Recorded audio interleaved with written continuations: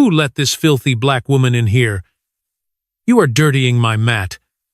Get your wrinkled hands off my equipment before I call the police. Brock Anderson yelled across the crowded training hall. His voice was laced with pure disgust. He turned to his students and laughed, a cruel, sharp bark that echoed off the mirrored walls. Wanda Moore stood perfectly still at the edge of the mat. She did not flinch. She did not reply. A 62-year-old grandmother holding nothing but a faded purse. Brock walked up to her, pulled a thick stack of $100 bills from his register, and slammed it directly into her face. The money exploded off her cheek. Bills hit the mat like broken leaves.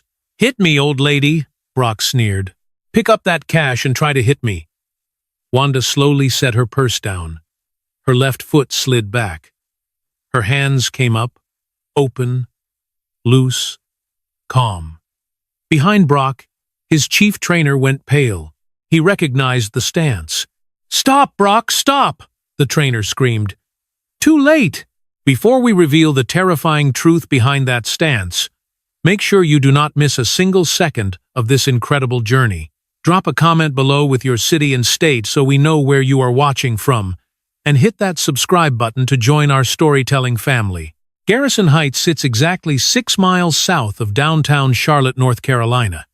It is a place the local tourism boards prefer to ignore. The streets are lined with strip malls where the asphalt cracked decades ago and never received a patch of fresh tar. The local Baptist church operates with a roof that leaks every time a summer storm rolls through, and the community center down the block has been without air conditioning for 2 consecutive summers because the county budget always seems to run out before the repair truck arrives.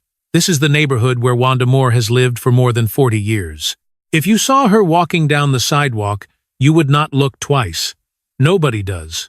She is 62 years old, stands barely 5 feet 4 inches tall, and walks with a subtle, permanent limp in her left knee, the lingering reminder of an old injury that never quite settled into place correctly.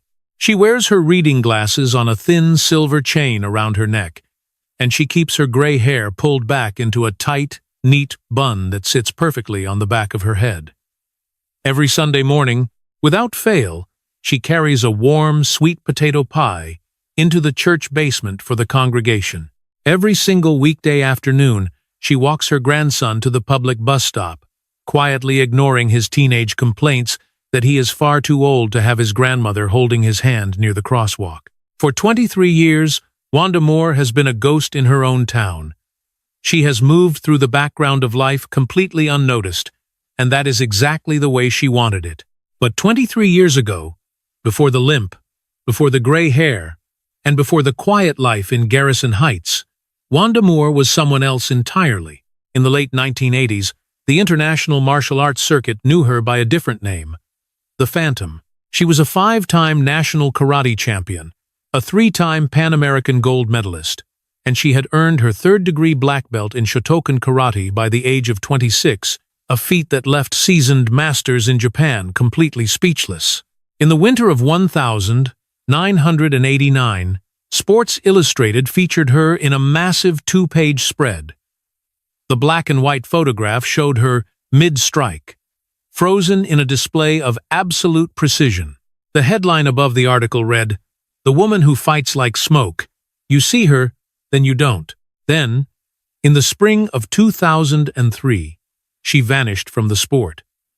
There was no grand press conference, no highly publicized retirement match, and no emotional farewell to her thousands of fans. Her husband, Arthur, died of aggressive lung cancer that April. The day after his funeral, Wanda walked into her bedroom, took off her heavy cotton gi, and folded her faded black belt into a precise rectangle. She placed it at the very bottom of an old cedar chest in the hallway, closed the heavy lid, and never looked at it again. She chose to bury that version of herself because the world that celebrated her strength could not save the only man she loved. She raised her daughter, Diane, as a single mother, working 2 jobs to keep the small house in Garrison Heights from being foreclosed. Years later, when Diane had to take a job driving long-haul cargo trucks across the country to pay off mounting family debts, Wanda stepped in to raise her grandson, Elijah. From the moment he was a toddler, that boy became her entire universe. Elijah Moore grew up to be 18 years old, tall, quiet, and built with the lean, long muscles of a track runner. He was an introverted kid who spent most of his time reading or watching videos on his phone. That was how he discovered martial arts. Ironically, he did not find it through old archival footage of his grandmother. He found it through the massive YouTube channel of a local celebrity named Brock Anderson. Brock ran the Anderson Elite Combat Academy, a flashy, high-end facility located on the wealthier side of the county. Elijah watched Brock's videos the way other teenagers watched big-budget superhero movies. He would sit at the small kitchen table, his eyes wide, his jaw tight, completely mesmerized by the flashing lights, the loud music, and the promises of unstoppable power. For 6 long months, Elijah begged his grandmother, "Grandma, please, just let me try one single class," he would plead, holding up his phone to show her a clip of the gym. Coach Anderson says anyone can become a champion if they have the drive. Every time he brought it up, Wanda would quietly change the subject. She would ask about his homework, offer him a piece of pie, or find a chore that needed immediate attention. She had her reasons for keeping him away from that world. Deep, painful reasons that she had never explained to her daughter, let alone her grandson. She knew the dark side of commercial gyms, the toxic egos, the exploitation, and the casual cruelty that often hid behind expensive branding. But eventually, the constant hunger in Elijah's eyes broke her resistance. She could not bear to see him sitting on the porch, shadowboxing in the dark. Wishing for a life she was actively denying him, Wanda went to her bedroom, pulled a small envelope of emergency cash from her closet, and scraped together exactly $300. It was the precise amount needed for the first month's tuition at the Anderson Elite Combat Academy. On a bright Monday afternoon, she drove Elijah to the academy herself. She pulled her old sedan into the pristine, freshly painted parking lot. She watched her grandson grab his cheap canvas gym bag, sling it over his right shoulder, and step out of the car. He was standing so straight, his chest puffed out with a level of pride she had never seen in him before. "Thank you, Grandma," he said, beaming through the window. "I'm going to make you proud." Wanda did not follow him inside. She sat in the driver's seat with the engine idling for 20 full minutes, staring at the heavy glass doors of the facility. She could smell the familiar scent of leather, sweat, and cheap floor sanitizer leaking through the ventilation system. Her hands gripped the steering wheel so tightly, her knuckles turned white. She knew that world. She had conquered it, and then she had buried it. With a heavy sigh, she shifted the car into reverse and drove back to her quiet life in Garrison Heights. For the first 3 weeks, the sacrifice seemed entirely worth it. Elijah would come home from training, completely glowing with energy. He would shadowbox while waiting for the water to boil in the kitchen, his feet moving in rhythm across the linoleum floor. He practiced his stances in the small, overgrown backyard until the grass was worn down to the dirt. At the dinner table, he would talk endlessly about combinations, blocks, and strikes, his voice filled with the kind of excitement that most kids reserved for video games. Wanda would just sit across from him, smiling softly, happy that her grandson had found a spark. Then came a Tuesday afternoon at exactly 3:15. Wanda was standing in the hallway, carefully folding a basket of clean laundry, when she heard the heavy thud of the front door opening. She paused, her brow furrowing as she checked the old clock on the wall. Elijah's class was not scheduled to end until 5 p.m., and it took him at least 20 minutes to take the bus home. She stepped into the living room. Elijah was standing in the center of the narrow hallway. His canvas gym bag was still zipped tight, hanging limply from his hand. His face was completely blank, stiff and gray like wet concrete. He did not cry. He did not yell. He did not even look her in the eye. He walked straight past her, his shoulder brushing against the wall, went into his small bedroom, and pulled the door shut until the latch clicked into place. Wanda slowly set the laundry basket down on the floor. The house was deafeningly quiet. She walked over to his door and knocked once, very gently. There was no sound from the other side. She waited 3 seconds, took a deep breath, and turned the brass doorknob anyway. Elijah was sitting on the edge of his mattress, his hands flat on his knees, staring intently at the floorboards. "What happened, Elijah?" Wanda asked softly, stepping into the room. "Nothing, Grandma," he whispered, his voice completely flat. "Elijah," Wanda said, her tone shifting slightly, carrying a weight that belonged to the woman she used to be. "Look at me. What happened at that gym?" A long, suffocating silence filled the small bedroom. Elijah's shoulders began to tremble, though his face remained frozen. When he finally spoke, his voice was so quiet it was barely a whisper. "Coach Anderson told me I don't belong there.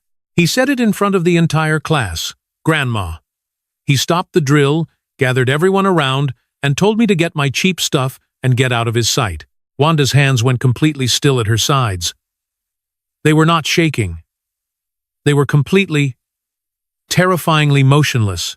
It was the exact kind of stillness that blankets a coastal town in the final minutes before a hurricane makes landfall. "Did he give you a reason?" she asked. Elijah finally looked up, his eyes glassy with a mixture of intense shame and sorrow. He didn't need to say the exact words. "Grandma!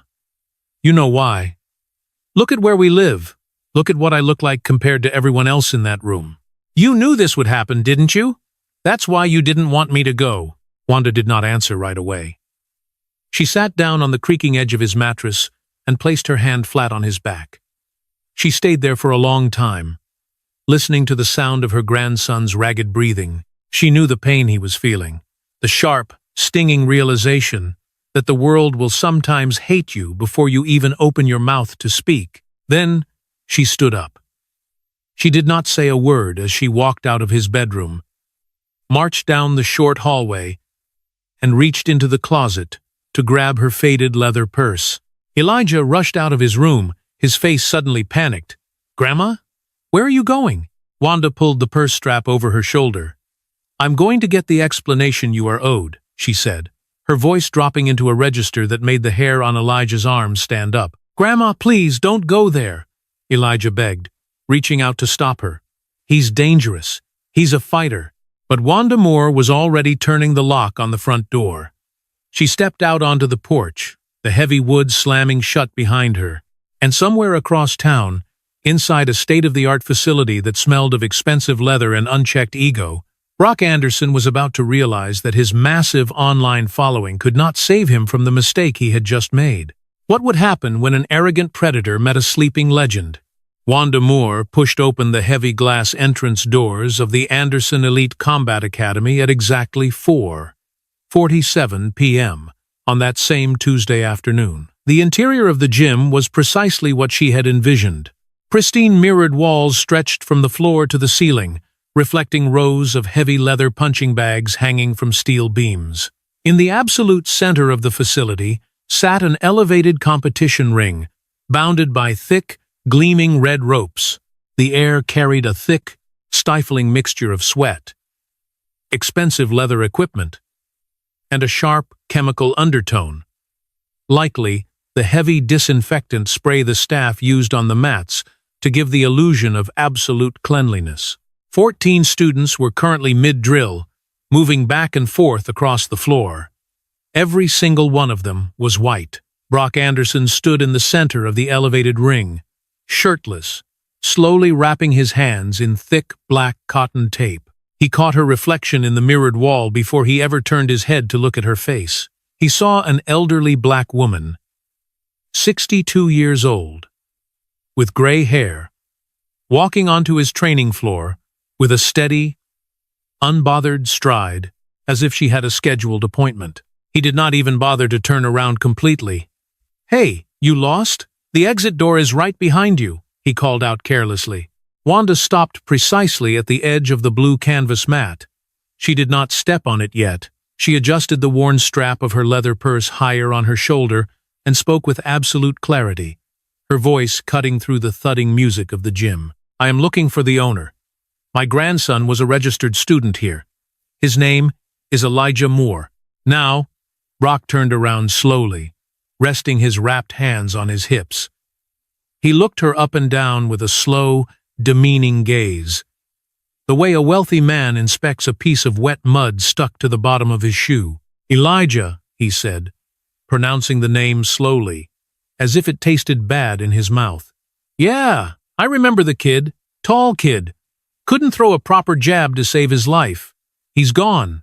He paid $300 for this month's tuition," Wanda stated, her voice remaining perfectly level. "You kicked him out with 2 full weeks left on his contract. I want to know exactly why." Brock tilted his head to the side, a slow, malicious grin spreading across his face. It was not a kind smile. It was the look of a predator, enjoying a position of absolute power. "Why? Because I run an elite training facility, old lady, not a state-funded daycare. And I don't owe you, him, or anybody else in your neighborhood an explanation." He took a heavy step toward the edge of the ring, leaning over the ropes to crowd her space.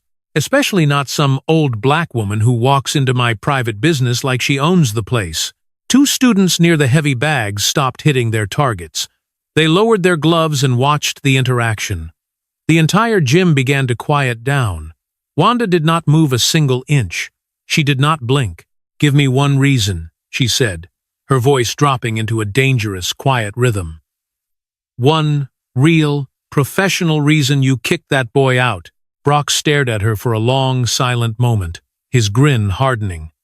Then he turned away from her and faced his students, raising his voice so that every corner of the facility could hear him clearly. "Yo, somebody get their grandma out of here. She's about to embarrass herself on camera."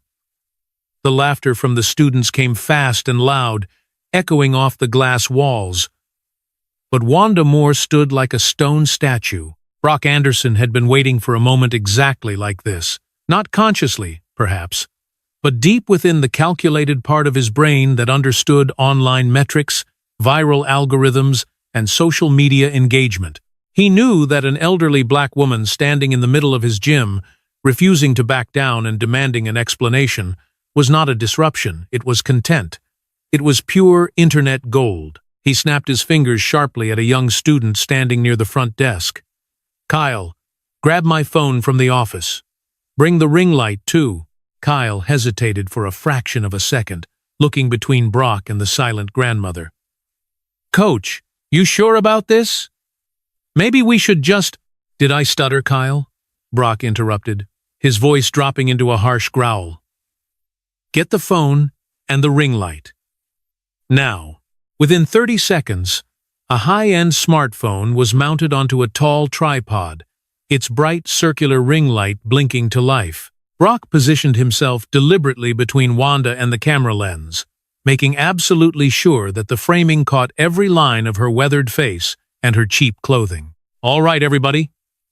Brock clapped his hands twice, gathering his class closer. "Gather around the ring. We've got ourselves a very special guest today.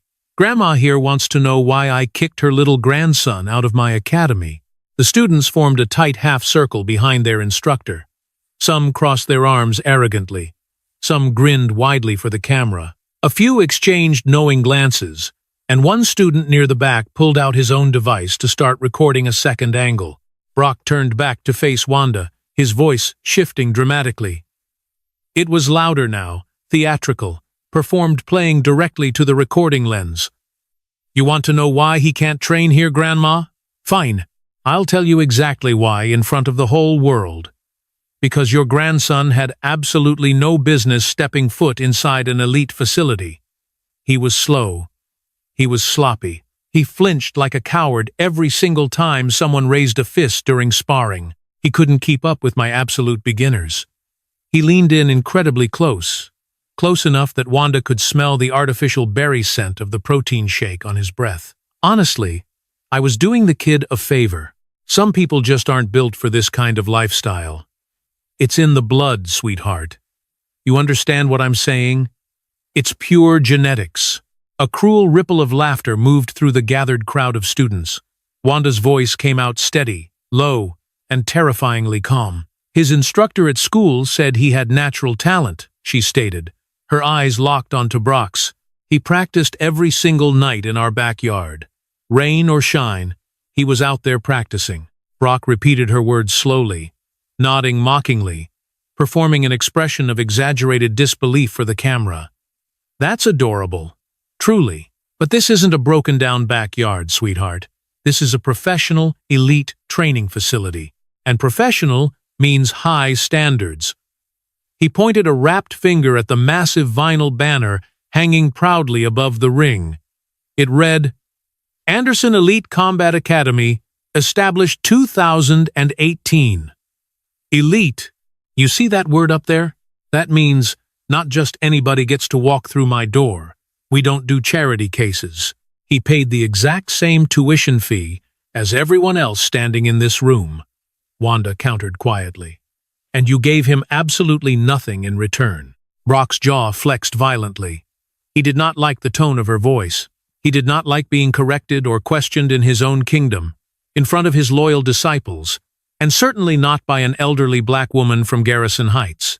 He stepped down from the apron of the ring, closing the physical distance between them, using his massive, muscular frame to crowd her, attempting to make her feel small, weak, and entirely insignificant. Let me make this real simple for you, old lady, he whispered harshly, his face inches from hers. Your grandson doesn't have what it takes. You don't have what it takes, and if you don't turn around and walk out of that glass door in the next 30 seconds, I am going to have my boys carry you out physically. Are we clear? Wanda looked up at him. She was a full head shorter than the trainer. She did not take a single step backward. No, she said. It was a single word, quiet and resonant, like the solitary toll of a church bell across an empty field. Brock blinked in genuine surprise, then let out a sharp, forced bark of laughter that bounced harshly off the mirrored walls. No? Did this old woman just tell me no? He spun back toward his students, his arms thrown wide open. Are you guys hearing this? Grandma just said no to me. He pressed his wrapped hand against his bare chest in mock terror. Oh, Lord, I'm absolutely terrified. I'm shaking in my custom boots. More laughter erupted, louder and more aggressive this time. Smartphones were out everywhere now. 4, 5, 6 of them were recording the interaction from different spots around the mat. But then, the theatrical performance suddenly dropped away from Brock's face. The mocking grin thinned into a hard, dangerous line. What replaced it was a cold, humiliated fury that had nothing to do with internet content. Because Wanda Moore was not scared. She was not crying, and she was not begging for mercy. She was simply standing on his pristine mat, looking at him the exact way an adult looks at a small child throwing a temper tantrum. She looked at him as if he were tiny, as if he were completely nothing, and every single one of his paying students was watching him be looked at that way. What would a fragile ego do when stripped of its power in front of an audience? That was the one thing Brock Anderson could never survive. He could survive financial difficulties, he could survive a losing streak in the ring, and he could survive bad reviews online. But the one thing that could completely destroy his soul was being made to feel insignificant by someone he considered beneath him. He turned away from Wanda, walked heavily to the front wooden counter, and opened the cash register with a loud, violent bang. He reached inside and pulled out a thick, bound stack of crisp $100 bills. It was exactly $10,000, his entire cash reserve, the money explicitly earmarked for the gym's commercial lease payment next month. He walked back to Wanda slowly, his steps deliberate, his bare feet slapping against the floorboards. The entire academy went dead silent. You know what? I just got a brilliant idea. His voice dropped to a harsh whisper, thick with malice. $10,000 cash, right here in my hand. He held the thick stack of bills inches from her nose. All you have to do is hit me. One clean shot. Anywhere you want. One single shot, old lady. Wanda said absolutely nothing. What? You can't even do that? He laughed, but there was no humor left in his voice. Your useless grandson couldn't do it either. Cowardice must run in the family. He waited for her to flinch, to burst into tears, or to turn around and shuffle out the door so he could post the recorded clip online with a clever, cruel caption. Instead, Wanda Moore looked him dead in the eye. You sure about that, baby? 4 simple words. No tremor, no hesitation, no fear. Brock's face went dark red with rage. He swung his hand forward and slammed the thick stack of bills directly across her right face. The paper band snapped, and the money exploded off her cheek, scattering across the blue canvas mat like dried leaves ripped apart by a sudden storm. "Hit me!" he screamed, his veins popping along his neck. "Pick up that money and hit me!" Wanda did not look down at the scattered money. She did not touch her stinging cheek. She set her worn leather purse on the floor slowly, carefully, the exact way a devout person sets down a prayer book before standing to sing in church. Then her body moved. Her left foot slid back smoothly. Her right foot anchored firmly forward. Her hands came up, open, loose, her fingers slightly curved like claws. Her weight lowered, centered perfectly between her hips, her chin tucked into her collarbone. Nobody in that modern gym understood what they were looking at. Nobody except one man. Derek Collins had been leaning against the office doorway, his arms crossed, watching the entire scene in uneasy silence. He had spent 30 years of his life in martial arts, studying every fighting style from Brazilian Jiu-Jitsu to Muay Thai. But this specific stance, he knew it instantly. He had seen it in grainy archival competition footage from the late 1980s, and in a famous Sports Illustrated photograph he had kept on his wall as a teenager. The Phantom. Panic struck his heart. He sprinted across the concrete floor, his bare feet screaming against the wood. "Stop, Brock, stop! You don't know who she is!" Derek's voice echoed frantically off the walls. Every student heard the terror in his voice. Brock heard it too, but he did not care. He was too blinded by fury. But for Wanda, something incredible happened in that brief half-second between Derek's warning scream and Brock's first step forward. Time did not slow down the way people describe it in Hollywood movies. It compressed. It felt as though 34 years of her life had folded neatly into a single, quiet breath. In that breath, she saw her late husband Arthur's face. Not the pale face of a dying man in a hospital bed, but a young, smiling Arthur standing in the doorway of their first apartment in 1988, holding the freshly printed Sports Illustrated magazine above his head, shaking it in the air, laughing with pride. "That's my girl. That's my Phantom." She saw Elijah's face from 3 hours ago, hollow, gray, crushed by shame. A young boy who had walked into an elite gym full of beautiful dreams and had walked out carrying a heavy burden of unearned worthlessness. She felt her old sensei's rough hands physically adjusting her shoulders when she was a 14-year-old girl in a freezing dojo. She heard his voice as clearly as if he were standing beside her today. "You do not fight with anger, Wanda. Anger makes you heavy. You fight with memory. Your body already knows what to do. Trust it." She had not trusted her body in 34 years. Her left knee ached with a dull, familiar throb. Her knuckles were stiff with age. Her shoulders carried 62 years of gravity, grief, and hard labor. But her feet remembered absolutely everything.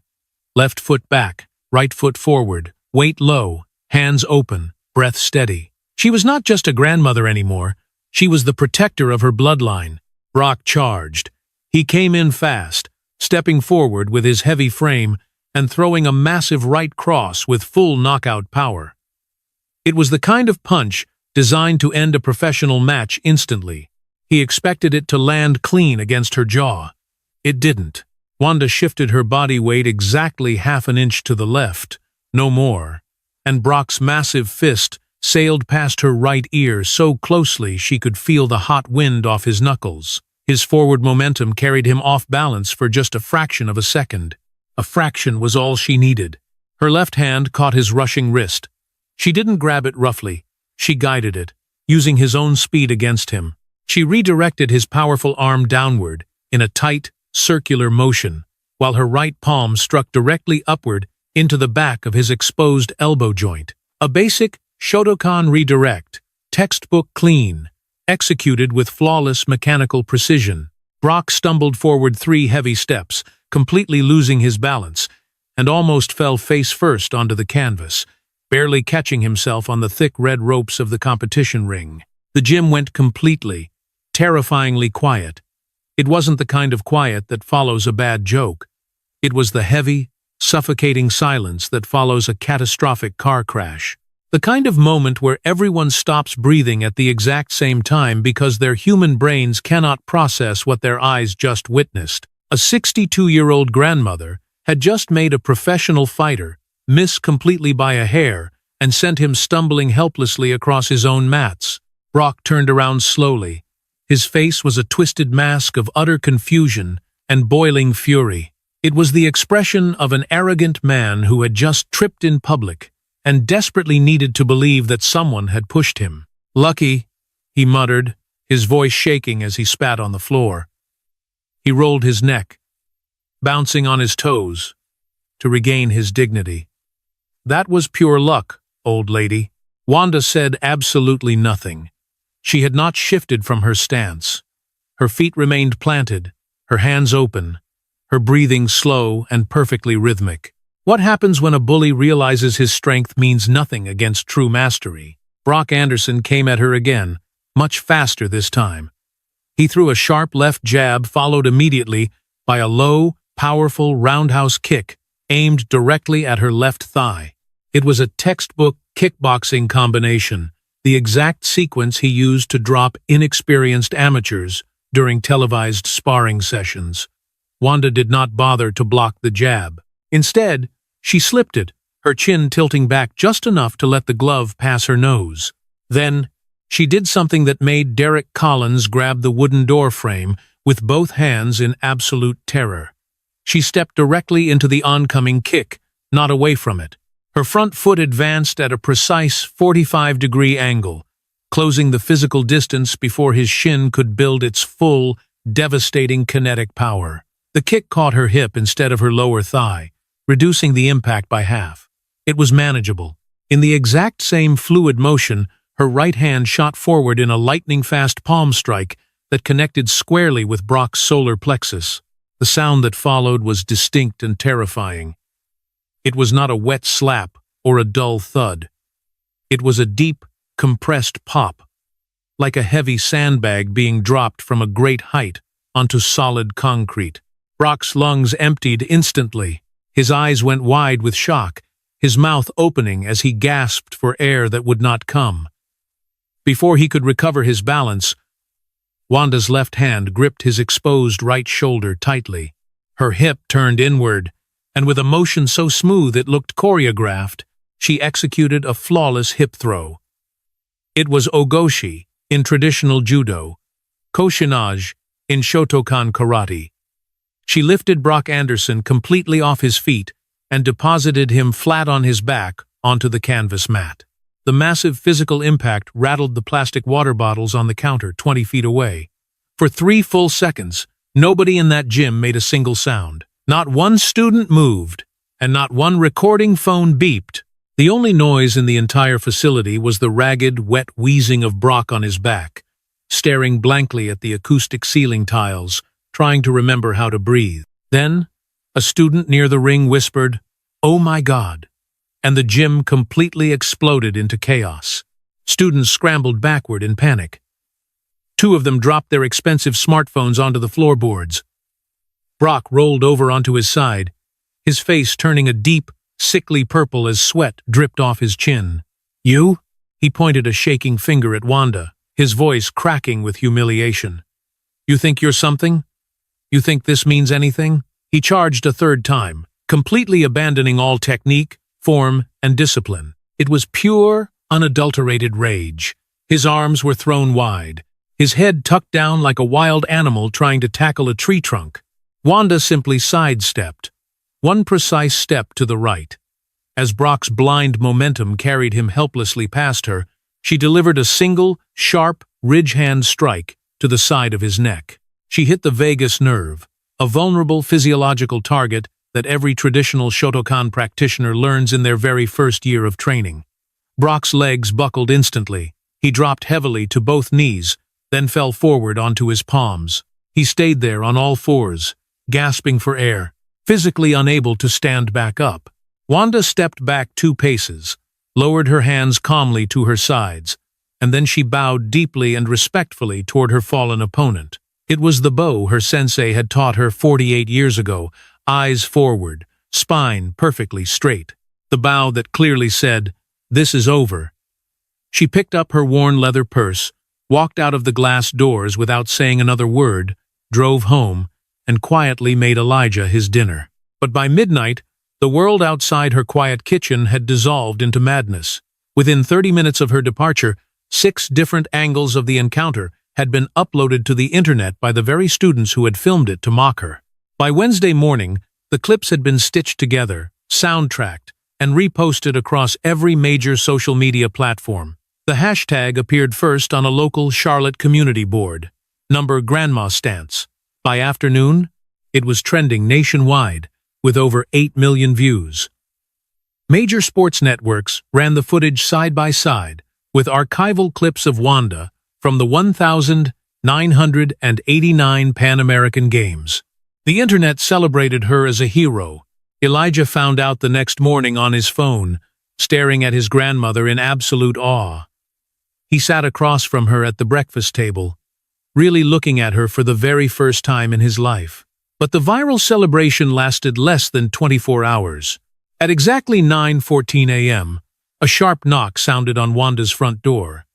A professional process server handed her a heavy blue envelope. Brock Anderson was suing her in civil court for $250,000. The legal documents cited assault, battery, intentional infliction of emotional distress, and catastrophic loss of professional reputation. The narrative inside the paperwork was a masterpiece of legal manipulation. A trained, lethal martial artist had deliberately ambushed an unsuspecting fitness instructor during a peaceful community event. Within 48 hours, Brock Anderson transformed himself from a violent predator into a tragic victim, with the terrifying precision of a man who understood online algorithms far better than combat. He appeared on a major local Charlotte news station wearing a thick foam neck brace and a black arm sling. His voice cracked emotionally on cue, his eyes watering directly for the cameras. "I just wanted to inspire people in my community," Brock told the news anchor, his expression a mask of manufactured pain. "I run a peaceful fitness community. I help young people get stronger every day. And this dangerous woman walked into my private gym, unprovoked, and brutally attacked me from behind. I didn't even see it coming. I fear my career is entirely over." The news station ran his heavily edited version of the footage. It was a 45-second clip that began at the exact microsecond Wanda's palm strike hit his chest. Everything that had happened before, the horrific racial slurs, the mocking of her grandson, the thick stack of money slammed violently across her face, had been surgically removed from the file. What remained on the television screen looked absolutely damning. It showed an elderly woman entering a business, a polite instructor trying to talk to her, and then sudden, brutal, unprovoked violence. The headline flashing at the bottom of the screen read, "Elderly woman attacks local fitness instructor in unprovoked gym assault." The internet turned. It did not turn slowly. It turned overnight with a terrifying, vicious fury. The comment sections that had celebrated her 24 hours prior were now filled with absolute hatred. "She belongs in a cage. That poor man could have died.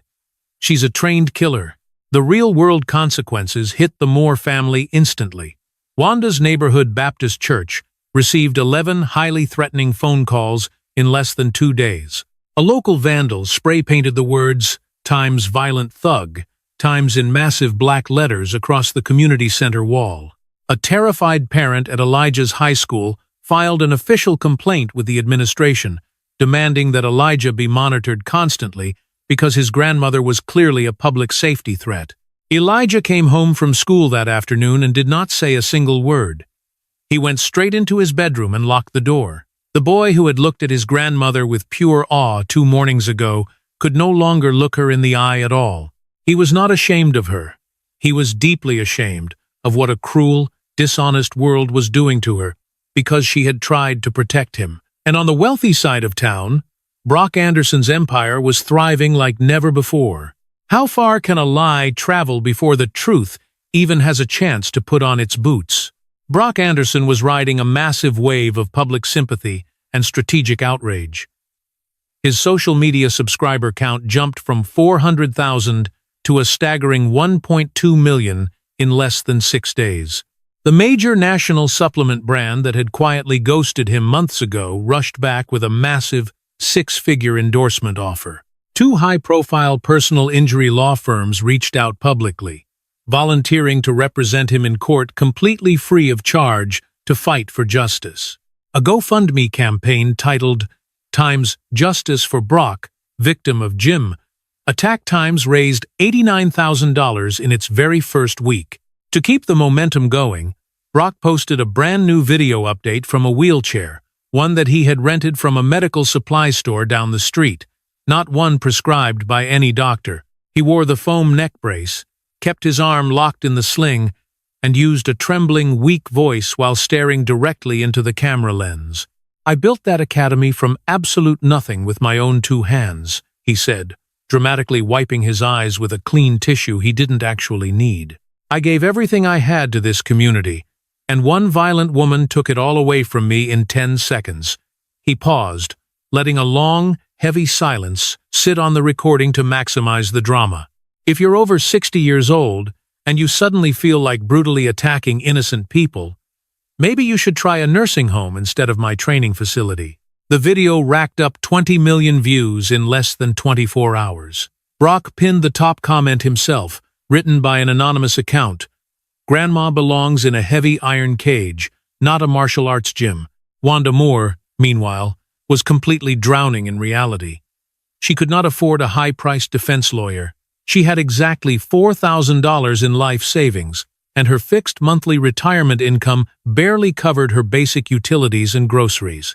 When she called the local legal aid office, a tired receptionist informed her that they had a strict 6-week waiting list just for an initial consultation. Wanda spent her evenings sitting alone at the worn kitchen table, the 14 pages of the lawsuit spread out before her under the dim light, a cheap plastic calculator in her hand always returning the exact same impossible, terrifying number. Then, on a rainy Thursday afternoon, her phone rang. "Wanda, this is Gail Wilson," a sharp, steady voice said on the other end of the line. "I sit exactly 3 pews behind you every single Sunday morning at Baptist Church. I've watched that unedited fight clip 40 times, and I know a bully when I see one. I'm taking your civil defense case, Wanda. No charge, not a single penny." Gail Wilson was not a corporate lawyer from a massive, glittering downtown firm. She ran a modest, 2-person practice out of a converted old dentist's office on 4th Street, but she possessed 22 years of gritty trial experience, a brilliant legal mind, and a spine made of solid rebar. More importantly, she had the one weapon Brock's expensive legal team could never buy: the truth. The legal discovery process began immediately, and Brock's team moved with aggressive malice. His lead attorney filed an official motion demanding Wanda's complete, unredacted medical history, her historical martial arts training records from her youth, and every scrap of documentation regarding her competitive background from the 1980s. Their legal argument was clear. Wanda Moore was not a helpless grandmother. She was a highly trained, lethal weapon who had premeditated a violent assault against an unsuspecting business owner. To Gail's frustration, the presiding judge allowed the motion, forcing Wanda to expose her past. Gail immediately filed a counter-motion requesting the original, unedited video files from Brock's personal smartphone and every digital device owned by the students present that afternoon. Brock's legal team objected instantly, claiming the demand violated their client's privacy rights and contained proprietary business training methods. The judge noted the heavy objection but chose to reserve his final ruling until the formal hearing. That footage, the full, uncut truth, showing exactly what Brock did before Wanda ever raised a hand, became the absolute center of the entire legal battle. While the lawyers traded paperwork, a quiet resistance began to form in Garrison Heights. Pastor Calvin Davis, who had spent a week watching the public shaming of Wanda from the sidelines with a heavy heart, made a shocking announcement during Sunday service. He stepped up to the pulpit, looked directly at the congregation, and asked anyone who had ever been mistreated scammed, or racially insulted at the Anderson Elite Combat Academy to step forward. The response was immediate. 4 separate people stood up from the pews. 3 of them were former students, all young black men, who had been abruptly kicked out of the academy under almost identical circumstances after paying their tuition. The 4th was a young white student who had witnessed Brock using horrific racial slurs during advanced training sessions and had quit the gym in absolute disgust. Under Gail Wilson's guidance, each of them signed a formal, written affidavit. Each one declared under oath that they were completely willing to stand in a courtroom and testify against Brock Anderson. Gail now possessed real witnesses, a documented pattern of systemic discrimination, and a powerful legal theory that could flip the entire case on its head. But she still lacked the one thing that would end the war instantly: the unedited video file. That Thursday night, Diane Moore arrived home. She had driven 11 hours straight from a grueling, long-haul delivery route in Virginia, her eyes bloodshot from the road. She walked through the front door, dropped her heavy truck keys on the counter, and found her mother sitting quietly at the kitchen table in total darkness. "Mama, what's wrong?" Diane asked, rushing to her side and flipping on the light. "I'm thinking about settling the case, Diane," Wanda said, her voice sounding older than it ever had before. "Settling? For what?" Diane's voice rose in protest. "You didn't do a single thing wrong, Mama. That monster attacked you first." "I know, baby." Wanda sighed, looking down at her worn hands. "But this isn't just about me anymore. They're targeting Elijah at his school. Someone spray-painted our church." I stood up, Diane. I stood up for what was right, and the entire world just pushed me right back down into the dirt. Diane sat down heavily across from her mother. She reached across the wooden table and took both of Wanda's rough, calloused hands into her own, squeezing them tightly. "Mama, listen to me. You didn't just stand up for yourself. You stood up for Elijah. You stood up for every single kid that arrogant man ever humiliated and broke in that gym. If you settle now, he wins completely. He keeps the money, he keeps his lies, and he will do this to someone else's child tomorrow." Wanda did not answer immediately. She looked at the daunting legal papers spread across the table. Then, her gaze shifted to the hallway closet where the old cedar chest sat, the chest that held her faded black belt. She looked back at her daughter's face, which was exhausted, road-worn, but fiercely determined. Wanda took a deep, steady breath. "Call Gail," she said, her voice hardening into steel. "Tell her we are not settling a single thing." The formal evidentiary hearing was set for Tuesday morning. Brock's team arrived with 3 corporate attorneys, a professional media relations consultant, and a paid medical expert. Gail Wilson sat alone at the defense table with a single yellow legal pad, a cardboard box filled with signed witness statements, and one glaring unanswered question. Where was the original video? The answer arrived in the dead of night. On Monday evening at exactly 11:43 p.m., Gail's personal phone buzzed loudly on her nightstand. It was a text message from an unlisted, untraceable number. There was no name, no polite greeting, and no signature. It contained just one single line of text. "Check your email. God bless." What had been sent to Gail's inbox in the shadows of the night? Tuesday morning arrived with a heavy, suffocating humidity that seemed to cling to the marble walls of courtroom 4B inside the Mecklenburg County Courthouse. Wanda Moore sat quietly at the defense table, wearing the only formal blazer she owned, a navy blue jacket bought for her husband Arthur's funeral 23 years ago. It was slightly loose on her shoulders now, but she sat with her spine perfectly straight, her hands clasped loosely on top of her worn leather purse. Beside her sat Gail Wilson, who had placed a single cardboard box on the floor and a closed laptop on the wooden table. Across the carpeted aisle, Brock Anderson's legal team occupied an entire half of the courtroom.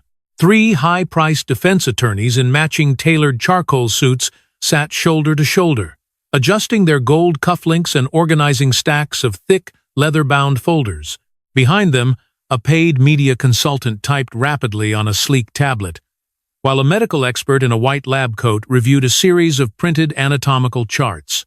Brock Anderson entered the courtroom last, deliberately timed for maximum theatrical impact. He wore a thick, medical-grade foam neck brace that forced his chin upward, and his right arm was securely immobilized in a black mesh sling. He walked with a heavy, pronounced limp that had not been present in any of his social media videos prior to the lawsuit. He lowered himself into his leather chair with an exaggerated gasp of pain, wincing dramatically as he adjusted the sling against his chest.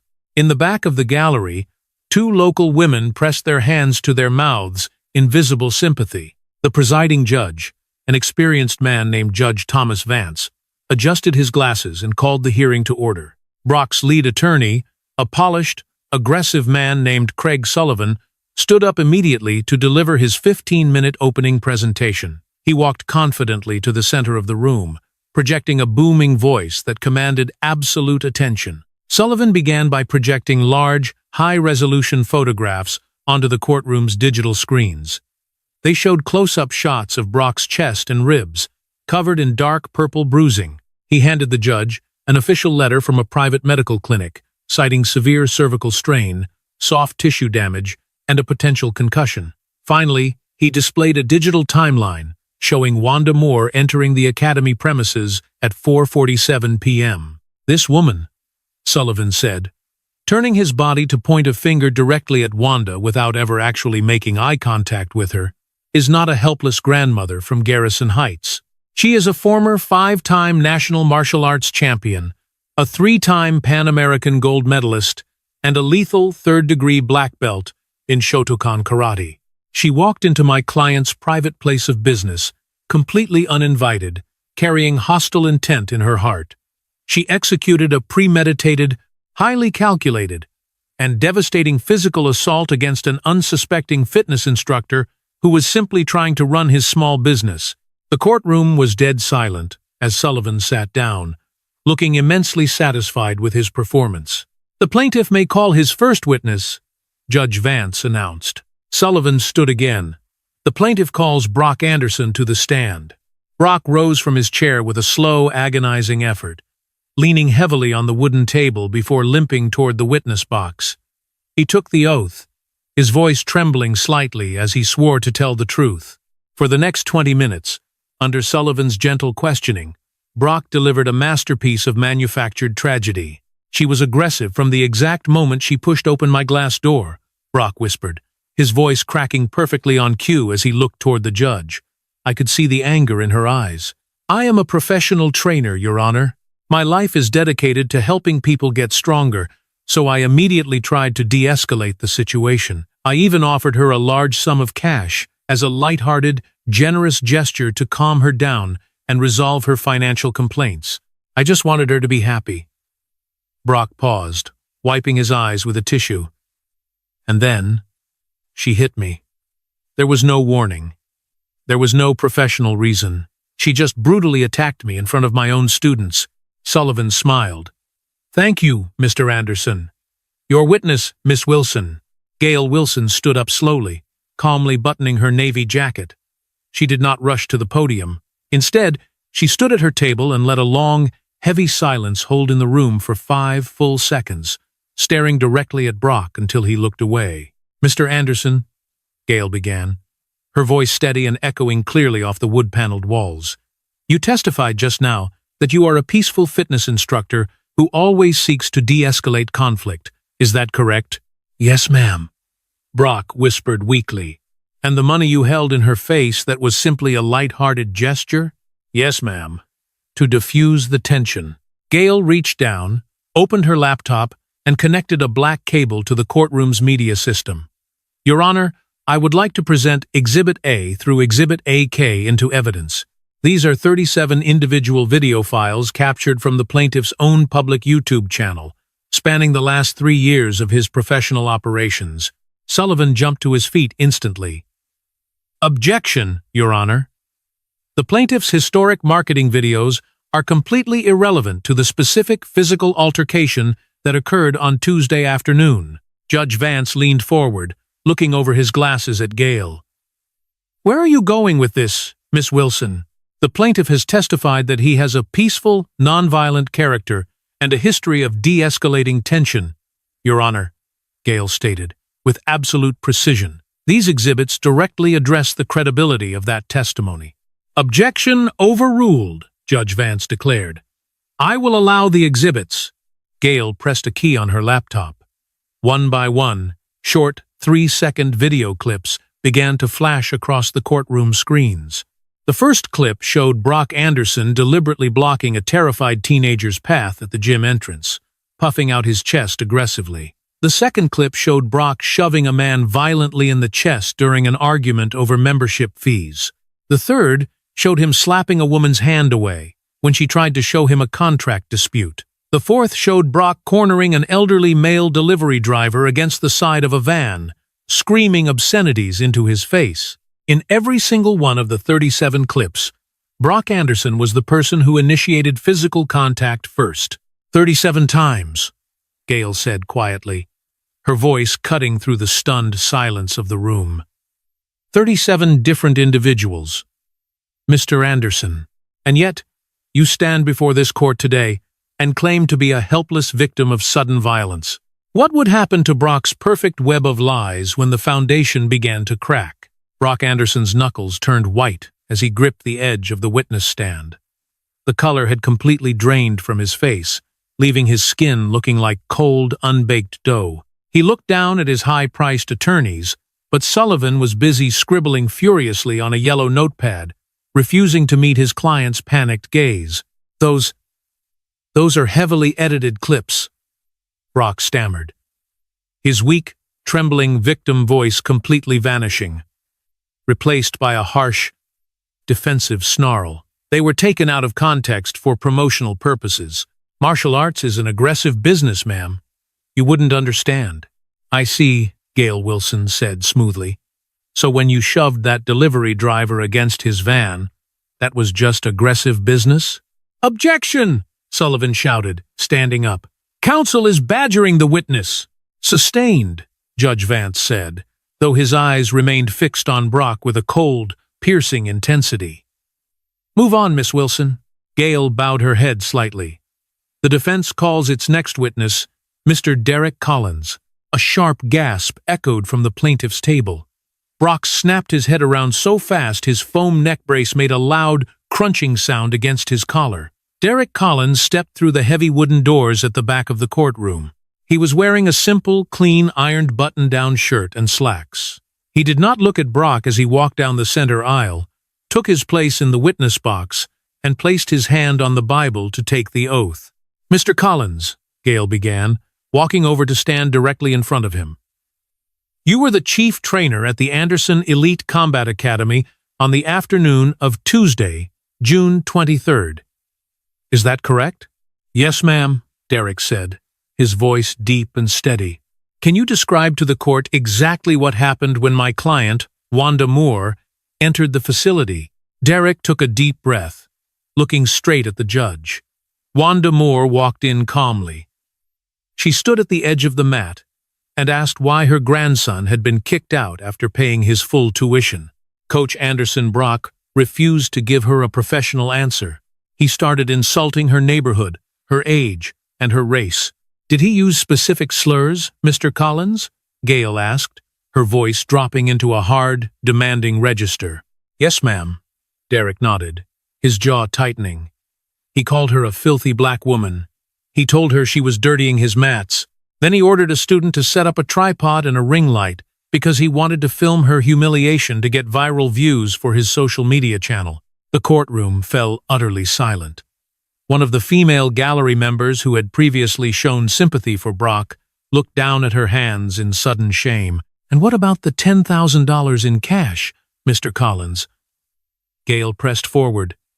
Was that a light-hearted gesture to diffuse the tension, as the plaintiff testified under oath? No, ma'am, Derek said clearly, his voice echoing off the high ceilings. It was an explicit taunt. He took the money from the register, held it in her face, and dared her to hit him. When she didn't react, he got furious. He took the heavy stack of $100 bills and slammed it directly into her face with full force. And who initiated the physical fight? Mr. Collins. Brock did, Derek stated without a single shred of hesitation. He charged her like a linebacker. He threw a full knockout right cross at an elderly woman's head. She didn't attack him. She just defended herself with absolute precision. She used his own weight to throw him. Everything she did was a reaction to his direct violence. Sullivan rushed to the podium, his face flushed with panic. Your Honor, this witness is a disgruntled former employee who was fired recently. His testimony is completely biased and fabricated to damage my client's reputation. Derek looked directly at Sullivan. I wasn't fired. I quit the second I saw what you guys wrote in that fraudulent lawsuit. I've spent 30 years in martial arts, and I'm not going to let a bully destroy a real legend's life just to cover up his own bruised ego. Judge Vance banged his gavel sharply to cut off Sullivan, shouting, Silence in the court! He looked down at Derek. Thank you, Mr. Collins. You may step down. Gail Wilson walked back to the defense table and picked up a black flash drive. Your Honor, the plaintiff's counsel has spent the last week arguing that the video evidence circulating online is the definitive, unedited truth of the event. They claimed the original files were lost or protected under business privacy. However, late last night, an anonymous whistleblower from within the Academy's student body delivered the complete, unedited, high-definition digital file recorded by the tripod camera that afternoon. Sullivan froze, his mouth opened slightly, but no words came out. Brock's hands began to shake so violently that his rented crutch clattered loudly against the wooden side of the witness box. I object, Sullivan whispered, but his voice lacked all its previous booming confidence. We have not had time to verify the authenticity of this file. I will verify it right now, Judge Vance said, his tone colder than ice. Publish the video, Miss Wilson. Gail plugged the flash drive into her laptop and pressed play. The massive digital screens in courtroom 4B came alive. It was not the choppy, 45-second clip that had been shown on the local news. This was a crystal-clear, continuous 5-minute recording. The video began with Wanda Moore standing quietly at the edge of the blue mat. Then, Brock Anderson's voice boomed through the courtroom speakers, loud, arrogant, and saturated with disgusting hatred. Who let this filthy black woman in here? You are dirtying my mat.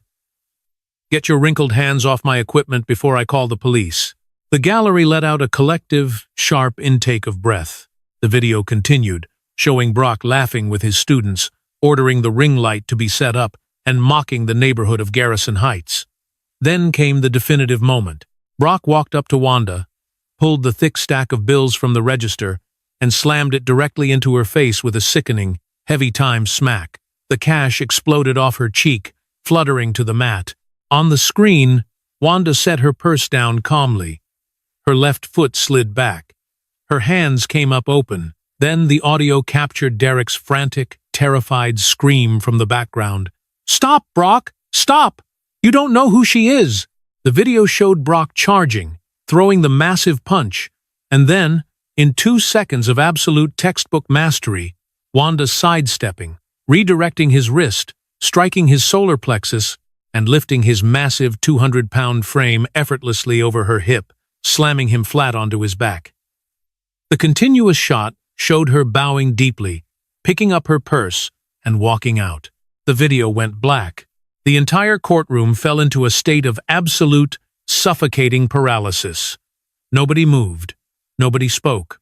The high-priced corporate lawyers across the aisle were staring intently at their own polished shoes, completely abandoning their client. Brock Anderson sat in the witness box, his face a ghostly shade of gray. He reached up with his supposedly immobilized right arm, completely forgetting about his fake injury, and ripped the foam neck brace off his throat because he could no longer breathe under the weight of his own exposed lies. What happens when the trap you built for an innocent soul snaps shut on your own neck? Judge Thomas Vance did not look down at his paperwork. He did not look at Craig Sullivan, and he did not look at the cardboard box of affidavits on the floor. He fixed his eyes entirely on Brock Anderson, who was now sitting in the witness stand completely stripped of his medical disguises, the black mesh sling hanging uselessly from his shoulder like a dead banner.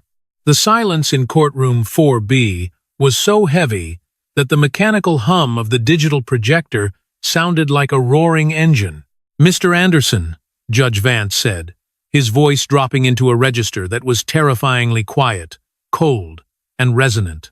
"In my 32 years on the municipal and civil bench, I have witnessed many attempts to distort the truth for financial gain. But I have rarely witnessed an exhibition of such calculated malice, deceit, and profound cowardice as the one you have brought into my courtroom today." Sullivan stood up, his face pale, his hands spread wide, in a desperate last-minute plea. "Your Honor, if we could please request a brief recess to consult with our client." "Sit down, Mr. Sullivan," Judge Vance snapped, his gavel coming down once with a sharp, explosive crack times that made the attorney drop instantly back into his leather chair. "You will not speak another word in this hearing." The judge turned his gaze back to Brock. "You did not merely file a fraudulent lawsuit, Mr. Anderson. You committed absolute perjury under oath in an open court of law. You used your considerable media platform to manufacture a vicious, racially motivated lie designed to utterly destroy the life, reputation, and peace of an innocent woman and her family. You attempted to turn the legal system of this state into an instrument of personal vengeance because your fragile ego could not handle the consequences of your own unprovoked violence." Judge Vance picked up a heavy black fountain pen and signed his name sharply across the top page of the legal file. "This court orders the immediate, prejudice-backed dismissal of the plaintiff's lawsuit," the judge declared, his voice echoing off the marble walls. "Furthermore, under the statutory authority of this jurisdiction, I am assessing maximum civil sanctions against both the plaintiff and his legal representation for filing a frivolous, bad faith action.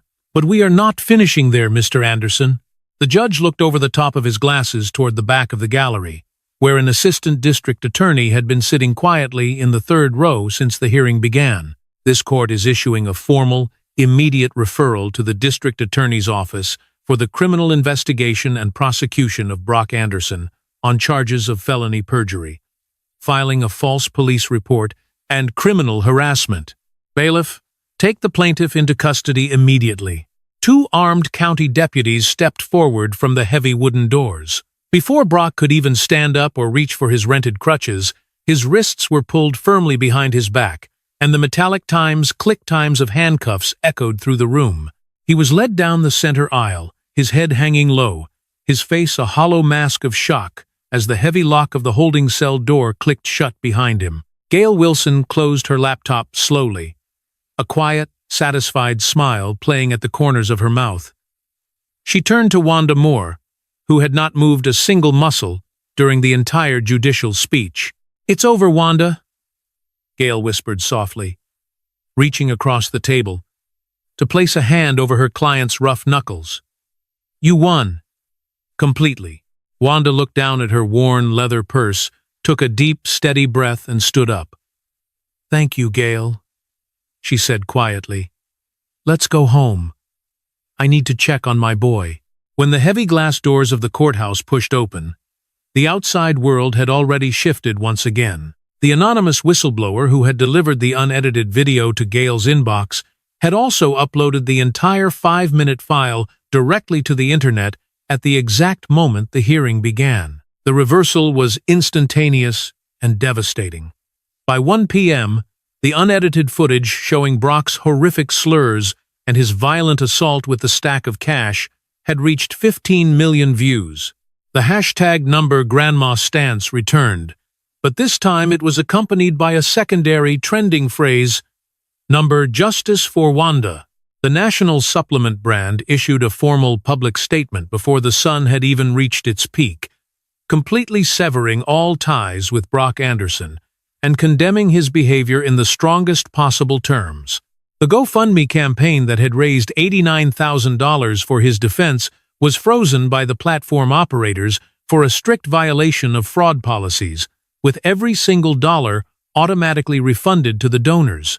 By mid-afternoon, a crowd of local residents had gathered outside the Anderson Elite Combat Academy, watching in silence as a commercial moving crew loaded the heavy leather punching bags and the digital ring light into the back of a large truck. The gym was done. Brock's empire had dissolved into thin air. At 4:30 p.m., Wanda's old sedan pulled smoothly into the gravel driveway of her modest home in Garrison Heights. When she pushed open the front door, the house was filled with the rich, comforting aroma of stewed greens and baking cornbread. Elijah was standing in the kitchen, a wooden spoon in his hand, his eyes bright and completely clear for the first time in a week. He dropped the spoon onto the counter and rushed into the hallway, throwing his long arms completely around his grandmother's neck, burying his face in her silver hair.